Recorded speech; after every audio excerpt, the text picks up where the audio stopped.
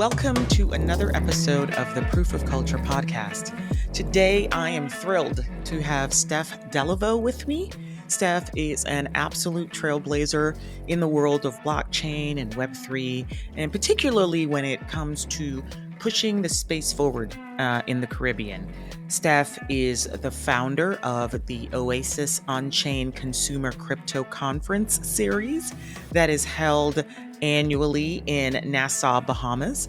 And he's making a lot of waves by bringing together innovators, creators, and enthusiasts to discuss the future of blockchain technology in a new and interesting way, really. On top of that, Stef is also the president of the Caribbean Blockchain Alliance, which is a regional organization that's on a mission to advocate for the adoption of blockchain technology. Through the CBA, Stef and his team are driving awareness, education, and public policy, ensuring that the Caribbean has a seat at the table as blockchain reshapes industries around the world. In today's episode, Stef and I will be discussing his work, his vision for the future of blockchain in the Caribbean, and how he's making sure that this technology is accessible to everyone and not just a fortunate few. I think it's going to be an inspiring conversation. In fact, I know so. So let's get started. I hope you enjoy this conversation between myself and Stef.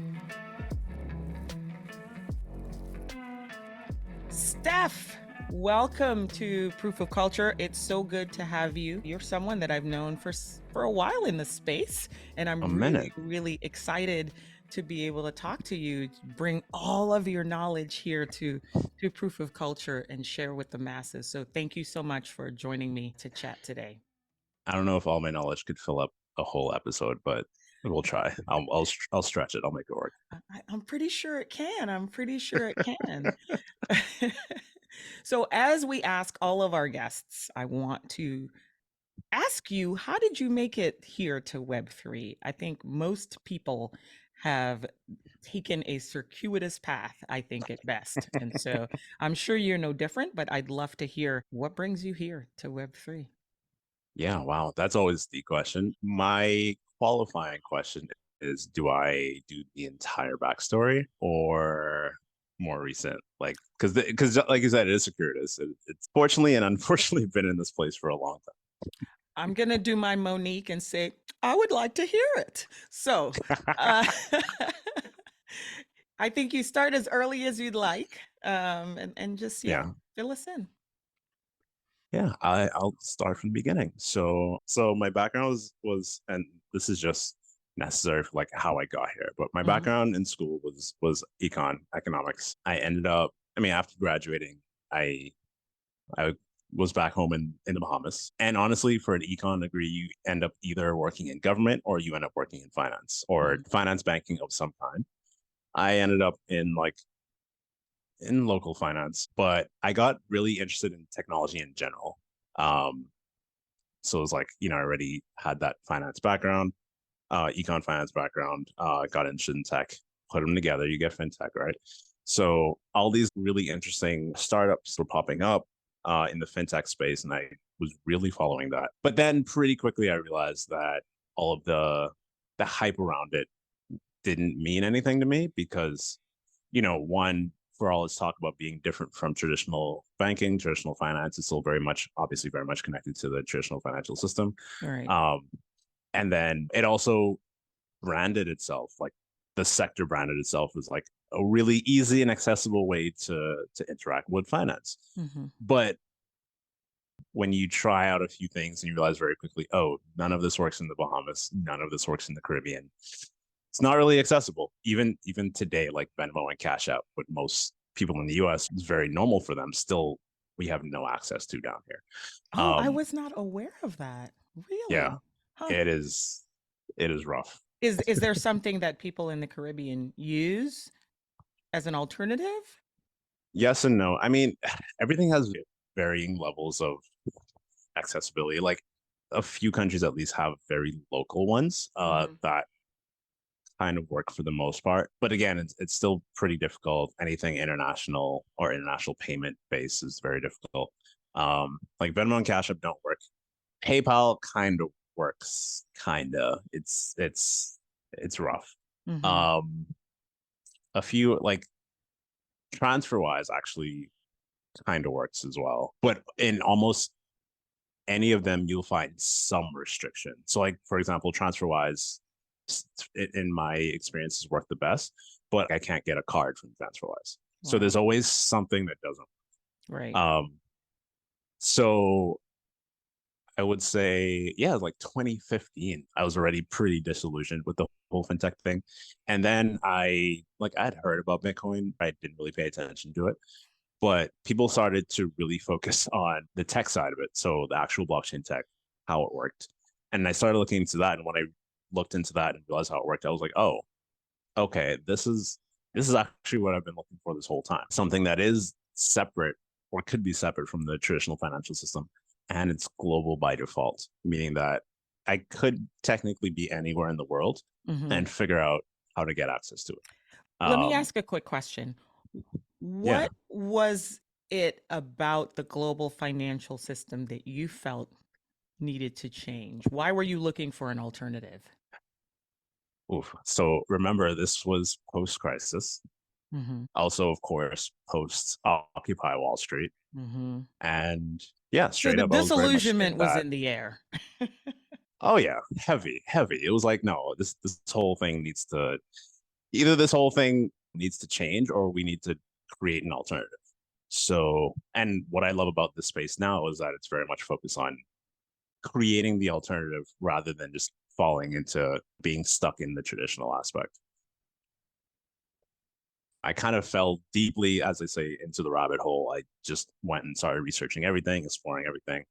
But I didn't really find a place for myself because this was not much was going on at the time in the space, at least in the sense of a lot of different industry interactions. At that point, you either, at least from my perspective, it seemed like you either had to be a dev or you were a trader. I wasn't a dev, and I wasn't interested in the trading aspect of finance. So I kind of just looked from afar, like was doing some research, but didn't really dive deep into trying to work in the ecosystem or work in space. And I'll fast forward this a bit, but basically, I ended up finding other people in the Caribbean. This was mainly like Gabriel Abed, Oliver Gale, those guys, and I got connected to them, and I realized, oh, there's people doing stuff here. There's like people working the space in the Caribbean. So from then, I was like, okay, I'm going to take this more seriously. And I'm getting connected with those guys. We ended up forming a little group of people in the Caribbean who were interested in it. And at the time, that was a very small amount of people, but we kind of just gradually grew, brought more people in, and that eventually became the Caribbean Blockchain Alliance. So, So, what was it that mhm, brought you all together? Because you talked about finding a place for yourself. So yeah, you're not a developer, right, dev, and you weren't a degen, which we call those people that are involved in the more speculative nature of the space. So, what was the right. niche that brought you guys all together to create the Caribbean Blockchain Alliance? So at that first stage, it was really just interest more than anything else, and being enthusiastic about it, wanting to champion it, even if some of us didn't know necessarily how yet. And that actually led to me going, okay, there's stuff happening. We're all pretty knowledgeable at this point. Um, and I straight out like went and said, I want this to be an actual organization. I want this to be something that we push forward in terms of advocacy because everyone wanted to do that anyway. It was just formalizing it. So what CBA eventually became was kind of a hub for advocacy, but also education more than anything else, and a little bit of public policy as well, but largely education. And we did that. We did a lot of work in that area over the next few years. Like we did a lot of talks, a lot of webinars, workshops, stuff like that. Pretty small scale, but just to figure out who was interested and try to get people exposed to it more than anything else. So, at its core, then, and you became president, correct? Right. Maybe if you can just give me one sentence, what was the goal of the Caribbean Blockchain Alliance? The goal overall was definitely, I would say, advocacy and education were the two most important things. Advocacy, just in terms of getting people to understand that this is important, it exists, and it's super useful, super helpful for the region. Because I can say it, in the Caribbean, we're not always the most tech friendly or friendly towards new innovations. So that was really the goal at the end of the day, and just to educate more than anything else. Because I mean, the space is not the easiest thing to just jump into. There is some education that usually has to happen. So that's what we were focused on at the end of the day. And so the goals were just to bring people into the fold about this new technology. Yeah, I read a state. exposure. Right, right. And how did you do that? How did you educate people? With seminars? So it was definitely a number of things. Like I said, we did a number of like webinars. Hmm. We did some workshops, like very, very light. It was all like interaction exposure based, basically. And how many island countries were represented in the Caribbean Blockchain Alliance? Um, I can't give a number. I will say most. Oh, that's fantastic. Yeah, I would say we had a good number of people in the community, still do, and I would say, yeah, I would say most of them. There's at least one person Hmm. from most islands in the Caribbean there, because Hmm. there are a lot of people Yeah. in a lot of different So, countries. So well, as I understand it, you are stepping away from the CBA and focusing your efforts on something else. yeah, to be honest, most of what I've done with CBA has been kind of on the side of Hmm. a regular job in a Hmm. sense. Hmm. So pre 2020, I was working regular jobs that weren't in the space and still like trying to push CBA on the side. Post 2020, I I mean that's actually when I ironically really dove headfirst into Web3, and that included like DeFi, NFTs, DAOs, et cetera, et cetera. So, just Um, for people that don't know DeFi, please define DeFi. Sorry.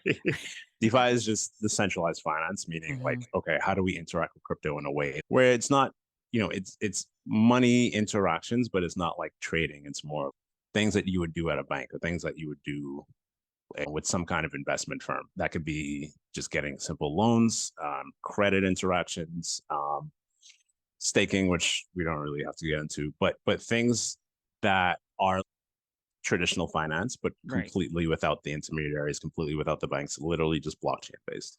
right. And without the centralization part. There you go. Uh, um, NFTs, of course. I mean, anyone listening to this right now probably already knows, but just interaction with art, music, and many other things of that order. DAOs are basically blockchain based organizations that are also pretty decentralized. Mhm. And the goal with those is to revamp organizing in general, in the sense of maybe you could fund things really easily through crypto, or maybe you can make decisions and do votes on blockchains in a rather decentralized way. But there's a number of things you can do with DAOs, and that's really where I spent most of my time in terms of work, because I was doing a lot of work in the DAO side as well. I mean, I remember that. I think you were our resident DAO master at the Her Story DAO. For those who don't know, Her Story DAO is a decentralized autonomous organization that was created to support women identifying artists in the space to purchase their art. And so Steph was instrumental in helping us to set that up, to manage the wallet, etc. So moving on, Hmm. I read a statement, I think it was on the Oasis website, and you're going to tell us what Okay. Oasis is in a second. It says over 60% of the Caribbean is unbanked and are hungry for new models of finance, participation, creation, and impact. And that really struck me. The people that I know in the US who are unbanked, by and large, are unbanked by choice. There Right. is a fundamental lack of trust in some communities when it comes to banking and banks, et cetera, et cetera. And so Right. I'm wondering if you see crypto as a means of economic empowerment for the diaspora and how that could potentially work. Yeah. I mean, absolutely. Empowerment is, I would say that is, if I could choose one word, that is the sole word that is why I'm here Hmm. at the end of the day. Whereas like, what I saw was not just not being able to use fintech, but also not like seeing the wider scale of so many regional problems in terms of So many people are unbanked. So many people have no real access to the wider economy or global trade, or like being able to invest outside their own country and things like that. And the banking relationships here, even for the banked people, are pretty terrible. So it's kind of all of those things in one. And I still see crypto as one of the big ways to bypass a lot of these problems, because pretty much all of these things can be done with crypto in some form.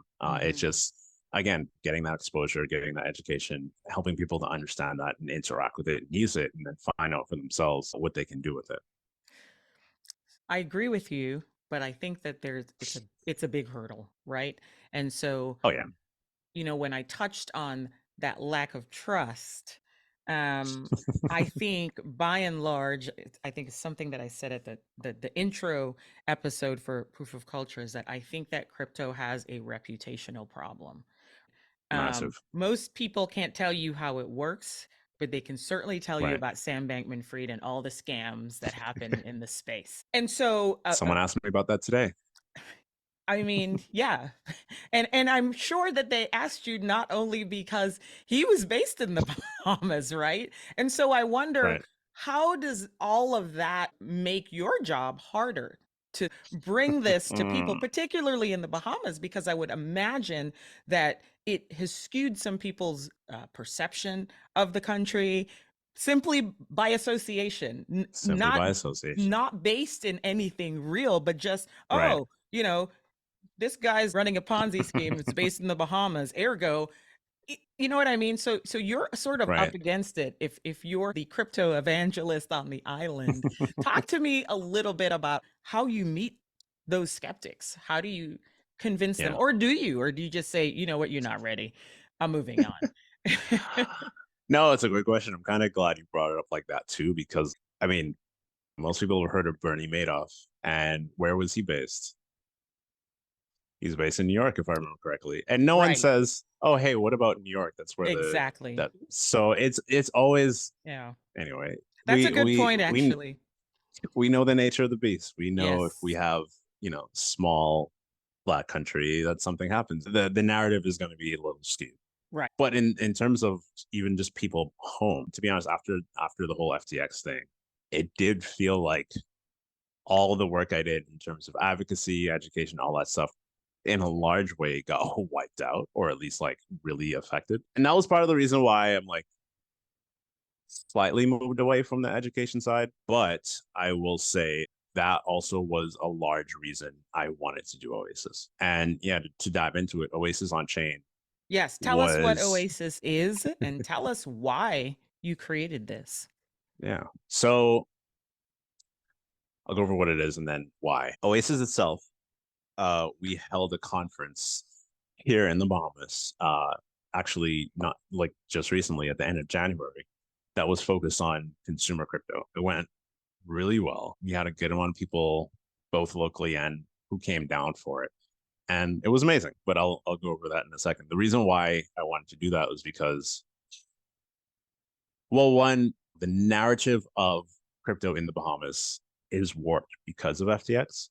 Um, but actually, the funny thing is, we are still one of the best places in the world for crypto companies, in the sense that we have very good regulations. Our government is very friendly to crypto, Are they and still after? still, Oh, yes, fantastic. like, and they made it a point to say, like, well, we still believe in this space, in this industry, and we still want people to come.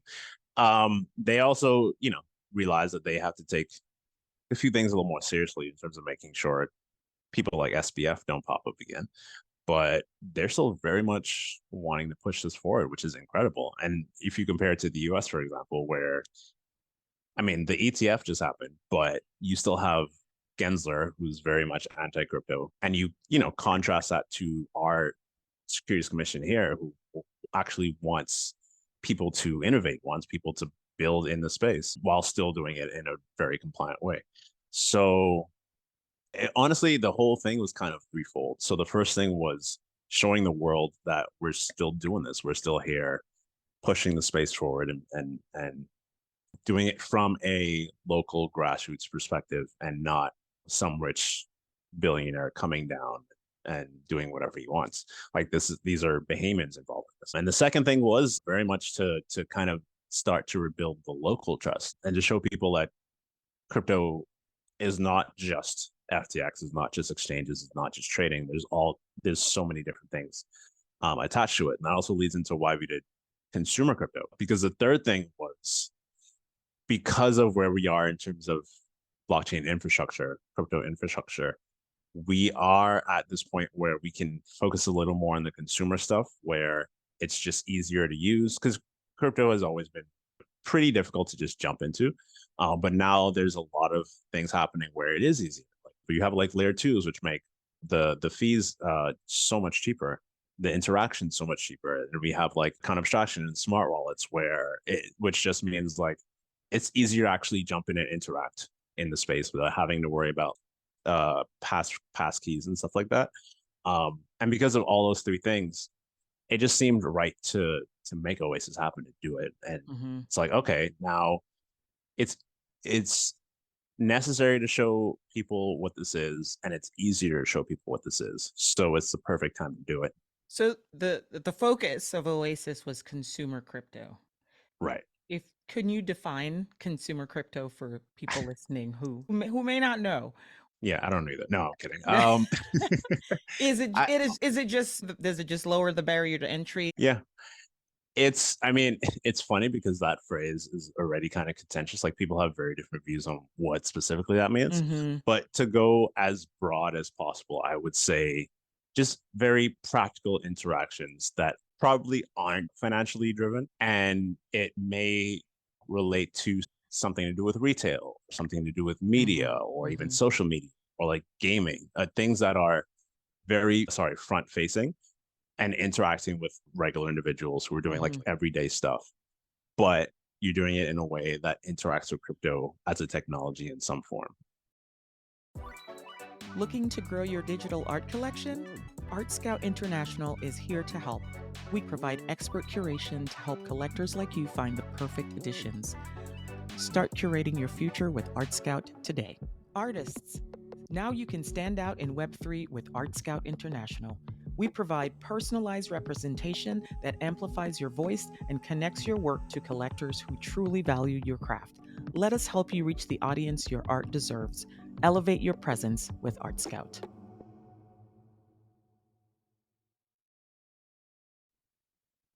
So I remember getting a message from you on Twitter talking about you wanting to put together this conference, and it is so much work. So I just want to say, first of all, congratulations for pulling it off, because I know that it was uphill all the way. I mean, hardest thing I've ever done by far. But you know what I always tell people is starting my company Collective Mobile was the hardest thing I've ever done, but it's also the most rewarding thing I've ever done. So I suspect it's probably the same for you, in that it was uphill all the way, but finally at the end when it was done, you were like, worth it 100%.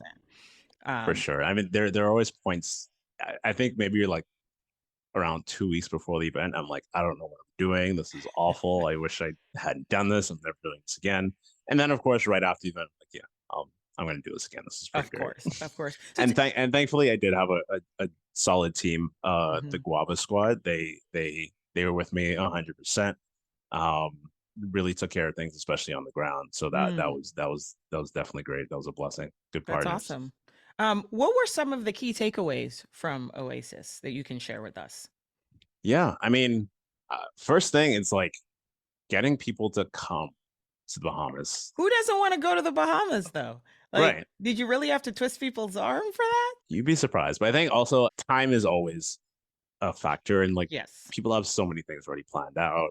And we pushed marketing fairly late as well. So I think it wasn't until like November that we really pushed marketing out.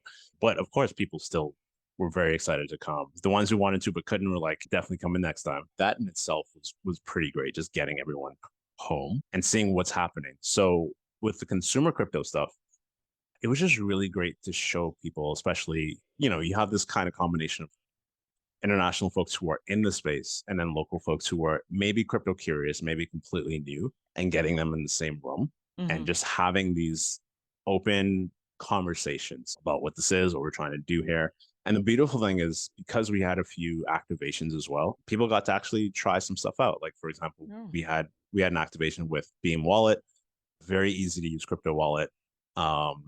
And you could actually go to the bar at the venue and use actually because they basically gave out drink tickets with the USDC on it. That's a stable coin. So people could mhm. actually use that wallet to purchase drinks. Nice. And that in itself, I mean, that was amazing just because even for the people who are in the space, it's still a very easy to use wallet, very user friendly wallet. So it's like, okay, this isn't the same interactions that we've always done. It's like something much easier. And then for the new people, it was kind of mind blowing. And you had people saying, oh, this is what crypto is. Now I'm really interested. Right. Um, A very practical application of the technology. That always Super does it. practical. Yeah. Yeah. And that was an eye opener for me too, because in my head, I knew that would work, but seeing it in action is so much better too, because these quick touch points, these quick hits that people can kind of interact with really quickly. You don't have to spend a lot of time doing it, Hmm. but you can get some kind of value from it, and Right. it might even be fun. Um, that proved itself to be the most effective. We also had like I don't know if you've seen Winnie's Chipped, where you have like these press on nails with an Yes. NFC chip inside Hmm. it, where it's like Hmm. you can just tap it and like interact with your wallet or something like that. So Hmm. I think those things were really like extremely effective. And of course, just in terms of the conference itself, you had these great talks, this great crew and community of people just having these conversations, talking about all these different innovations and issues and all these things. And people were really excited about it. People were really happy with it and Hmm. just glad that they were there for it, basically. That's really good to hear. What do you think?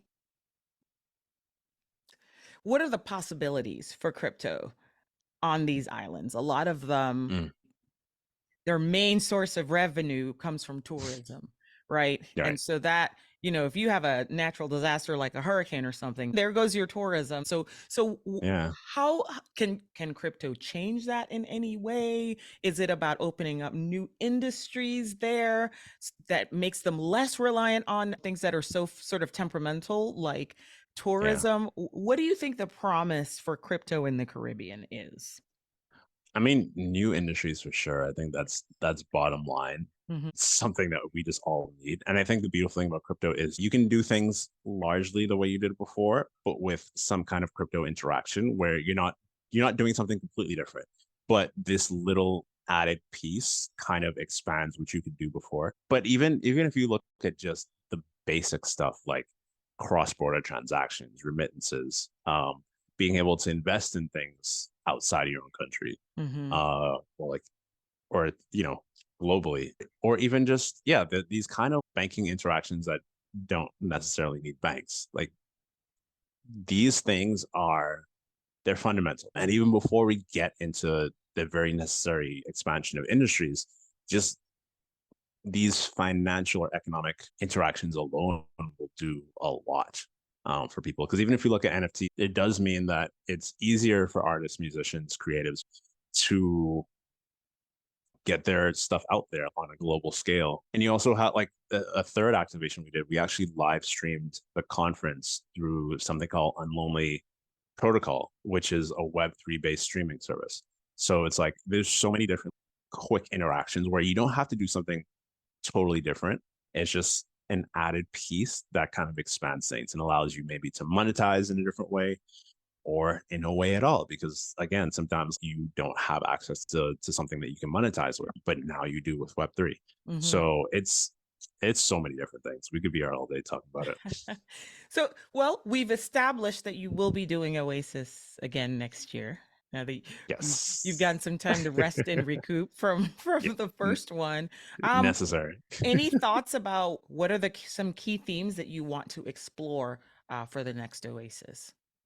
Yeah. So I think hammering down on consumer crypto definitely makes the most sense. It was really effective. I think also, especially with the activations and whatnot, we didn't want to just be a conference that talks about crypto. We wanted to be a conference that uses crypto in a lot of different ways. And we did that. We had some NFT tickets, for example. Again, we streamed on the Web3 protocol. We had the activation. So In particular, we want to do more of that. Mm-hmm. And again, have even more touch points for people to just jump in, try something really quickly. But I think the sweet spot really is, and what I want Oasis for sure to focus on is easy to use, fun, but also has some impact. It changes my life in some way. Even with an easy to use wallet, now I have other avenue to do payments with. Mm. So stuff like that, I definitely want to focus on.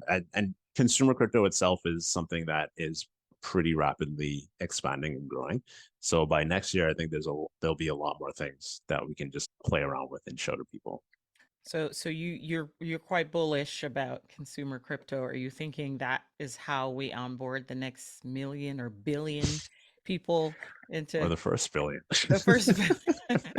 It's funny because those of us who are in this world, uh, it's kind of like everything, right? Right. And then I heard Legion speak a couple of months ago, and she was talking Mm, about, in terms of the users of crypto, yeah. how compared to the internet, we are so early. And that's something that we say all It's the time, but we are, right. if it's just like an apples to apples comparison of, the amount of adopters of the internet versus crypto, whew, Yeah. we're like in the Stone Ages. Yeah. This it's still like, I mean, the internet in like maybe early 80s or something like Mm-hmm. that. Mm-hmm. That's definitely where we are. We're Yeah. still in the early stages trying to figure this all out. So, and people need Agreed. to remember that too. Yes, yes, I think Yeah. when it comes to things like expectations. But Yes. you think consumer crypto, that is the gateway drug. That is what will bring the next billion in, correct Yeah, or because no? I mean, I don't think the vast majority of people in the world care about meme coins, first and Yeah. foremost. Well, No. now you have to define meme coins. Uh, can we do I have to? Let me put it this way. The vast majority of people don't care about trading random things Yeah, online. People are very interested in investing for the most part. You had this whole like Robinhood blow up, but I think that's still not the everyday person for the most part. I think that's still a small amount of people compared I to people agree. who just want access to tools that Yeah. they couldn't use before. I think that's the biggest thing. And I think consumer crypto is the easiest way to put these tools in their hands at the end of the day. I agree. I know everyone's excited about the Bitcoin ETFs and the ETH ETFs and all of that, but that's still quite passive. It's like I can just Right. click a button and, go to my 401k and say, yes, I'd like to invest in this. And that's it. And sit back and I either make money or lose money or both, just like everything Yeah. else. So I know there's a fair amount of excitement around that, but I don't think that that is going to onboard people. It just makes it easier for people to take advantage of the upside when things go up, but it does Exactly. not It make it it crypto a doesn't part free of their people. lives. Right. Exactly. Um, so you have been in this space for quite some time. Talk about how it's changed Oh wow. since you've been here, and what advancements are you most optimistic or bullish about? Mm, great question. So I will say, I mean, there's so many things. So, for example, during 2021, when there was that whole, it was mainly an NFT driven boom. And of course, that was very much part of the hype cycle, but it did bring in a lot of people who weren't devs or traders. It brought in a lot of artists and like a lot of the creative side to it. So, since then, I think it's been just really interesting to see how that ecosystem has just grown and evolved. And then some kind of fall into each other. Like some creatives get more interested in the dev side, some devs get more interested in the creative side, which is cool to see. And then just in general, like on the quote unquote Web3 side, which is like the more internet interactions, I usually find it as there's just so much more to do. Before DeFi was a thing, before NFTs and DAOs were a thing, it was kind of just people building products that use crypto in some way, but you didn't have the same kind of interactivity at the end of the day. And especially with, I mean, I'm still highly interested in DAOs. I think there's still a lot to figure out, obviously. Um, the ways in which people organize for whatever, for many different things, can be vastly changed through crypto and through DAOs as a technology. So I think that's still extremely interesting. And again, like the consumer stuff, honestly, I'm pretty bullish on all of them. Mm-hmm. where all of these things have some kind of purpose or value, and there's just going to be more and more work done on them. It's going to be eventually easier to use and more ingrained into daily life. Mm-hmm. I think for sure. Is there a sector of daily life that you simply do not want crypto involved in? What would it be? That's a very interesting question. Wow. I'm pretty good on the whole crypto and dating apps thing. I'm kind of, I don't think we need to, I Oh, I don't thought you know. wait, is that a thing? Or is that A you're lot just of people talk, a lot of people talk about it pretty often. I'm just like, I don't think we need that. I'm good. I've seen some tweets about, but I thought they were just jokes. I certainly don't ever want to see that because I just think that that has whew, that could go left really fast. Really. You may have seen the crypto based like reality dating shows. That's something else. I just mean like regular interaction where it's involved in you on a date or something like that. Oh, okay. I saw something about like someone proposed, and I'm not sure who it was, something like, oh, the app would analyze your wallet and my wallet. And if we had similar Stop. things, then they Stop. would match us together. Please get out of here. Hey, I'm just telling you what I heard. I'm just telling you what I And see, heard. that's when like everyone cares about what each other's buying and stuff like Right. that. But that's not Hmm. that's not real. Regular people Right. don't care about that. Right. And who's to say that because we both have a World of Women NFT that we are, aligned in any other way? You know, Right. it's So just we bought the same thing. Oh, we have right. the same chair. That means we should be together. Right, Like right. Yeah. very strange, but it is Very, what it very is. strange. Um, what else are you bullish about in the space? Mm, us. Say more. To be honest, what I'm seeing right now, aside from the hype cycle stuff, is very good. Like the developments keep happening, the upgrades to the protocols keep happening. Like Ethereum just had another upgrade that makes I won't go too deep in it, but it makes L2 interactions even cheaper. I love what Zora's doing, love what Base is Yeah, doing, I love what Farcaster's doing, but man, mainnet is whoosh, hurts mainnet my is rough. And I mean, what? And to be honest, once it becomes obviously this is happening in a small degree, we need more. But once it becomes much easier to just jump straight onto L2, then a lot of the L1 problems are kind of non-existent, at least to most people, because they can jump on a base, so they can jump on the Zora, they can jump on optimism, you, etc. you know that I'm going to ask you to define L2 for the audience, so go on ahead and do it. uh yeah, I mean layer two is I'll use an analogy instead. There you Imagine go. you're Imagine you have a very clogged road. You're driving on the road. The road is jam packed. You're trying to go from downtown Miami to Miami Beach, but the traffic is insane. And you're like on this bridge, and you're just stuck there. But in this example, the time you spend on the road is also the money you're spending, right? Because of the fees means that okay, I have to wait an hour on this road to get to Miami Beach, which means I'm paying $50 to Mm. get there instead of like the $3 that I'm Your used to. toll, yes, The on the toll, road. This exactly. is a good analogy, Steph. Go on, go on. And then out of nowhere, another bridge pops up that's over the one you have. And the bridge is pretty empty. And the bridge is pretty like really easy to go through and much cheaper. The toll might be like 50 cents instead of whatever price you're paying. So you can think of it as infrastructure built on top of the main road that just makes it faster to get through and cheaper to get through. And this also has been driving a lot of consumer crypto stuff because there's been a lot of work on layer two, these above layer infrastructures. There's a lot of them that you can basically pick and choose. And there's more work on making the tolls from 50 cents to 1 cent, right? And to also figure out new ways to connect all of these different L2s, all these different layers to make it so that maybe you don't necessarily pick and choose which one. You can just jump to either, but it gives you access to all of them. I hope that made any sense. Stef, I am going to invite you back to explain ZK and optimism roll-ups Oh to the boy. audience. I might No, need some that was time for that one. fantastic.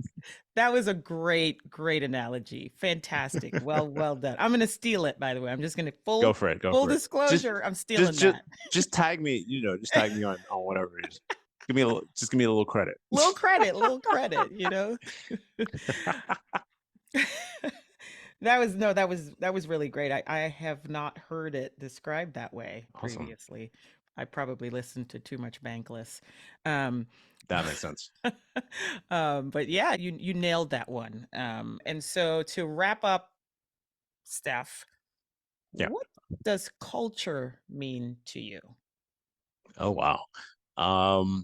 What does culture mean to me? I'm gonna give you a kind of nerdy, kind of techie explanation, I guess.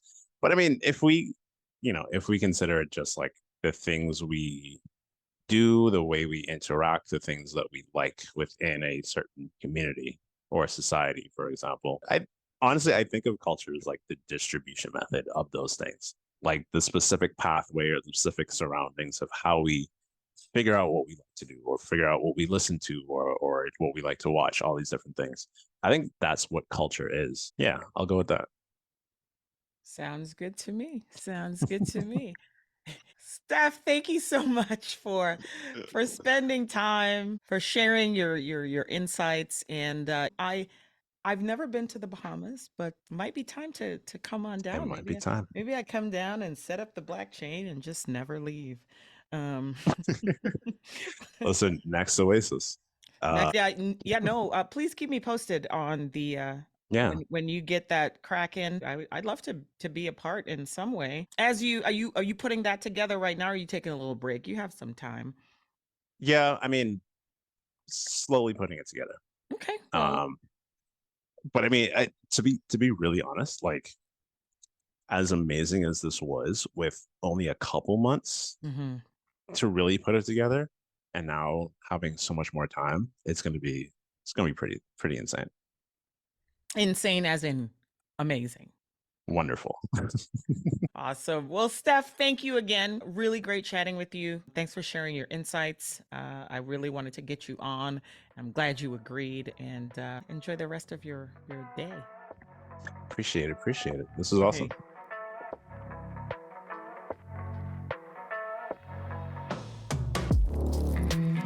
And that brings us to the end of our conversation with Stef Deleveaux.